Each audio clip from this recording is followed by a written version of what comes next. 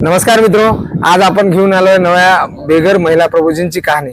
बोरगाव गाव आहे आणि या गावामध्ये आर्णी तालुक्यातलं बोरगाव गाव आहे आणि त्या गावामधून ती संगीताताई जाधव जी रस्त्यानं भटकत अनेकांना दिसायची। मित्रो, 7व्या वर्गापर्यंत संगीताताईचं शिक्षण झालं आणि 7व्या वर्गापासून संगीताताईला मानसिक आजार झाला आणि मानसिक आजाराने ती ग्रस्त होऊन रस्त्याने हिंडू लागली।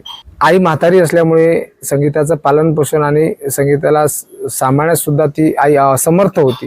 त्यामुळे संगीताताईसाठी फोन आला। आज संगीताताईला नंददीप फाउंडेशन आपल्या बेघर मनोरुग्ण निवारा केंद्र येथे निवारा देण्यात आलेला आहे। केस खूप गुंतलेले होते, अंघोळ कटिंग करून तिचं नीटनेटकं आमच्या नर्स मॅडम मेश्राम ताईंनी सगळं करून दिलं आहे। डॉक्टर मानसोपचार तज्ञ श्रीकांत मेश्राम यांच्या उपचार सुद्धा संगीताताईवर केले जाणार आहे। संगीताताईला परिवारामध्ये कुणी नसल्यामुळे आणि आई म्हातारी असल्यामुळे संगीताताईचा आजार सुद्धा लांब असल्यामुळे जवळपास 10-15 वर्षापासून संगीताताई रस्त्यावर फिरते आहे, रस्त्यावर भटकते आहे।